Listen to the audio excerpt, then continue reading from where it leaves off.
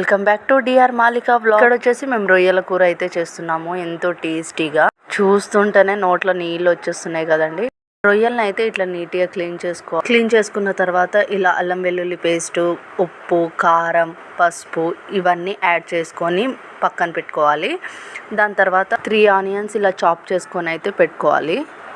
దాని తర్వాత పక్కన ప్యాన్ అయితే పెట్టుకొని దాంట్లో కొంచెం ఆయిల్ అయితే వేసుకొని ఆనియన్స్ దాంట్లో వేసుకొని బాగా ఫ్రై చేసుకోవాలి కలర్ వచ్చేంతసేపు. అప్పుడే కర్రీకి టేస్ట్ అనేది వస్తుంది. ఆనియన్లోనే పచ్చిమిర్చి, టమాటో అయితే యాడ్ చేసుకోవాలి. యాడ్ చేసుకొని రొయ్యలు యాడ్ చేసుకొని ఇట్లా అయితే బాగా కలుపుకోవాలి. ఇది ఆనియన్లోనే బాగా ఫ్రై అయిన తర్వాత అప్పుడే నీసు వాసన రాకుండా ఉంటుంది ఫ్రై అయితే. దాని తర్వాత ధనియాల పొడి, గరం మసాలా అదైతే యాడ్ చేసుకోవాలి. ఇలా బాగా ఆయిల్ పైకి తేలేంతసేపు బాగా ఫ్రై చేసుకుంటే అప్పుడు మనకు నీసు వాసన అనేది రాదు.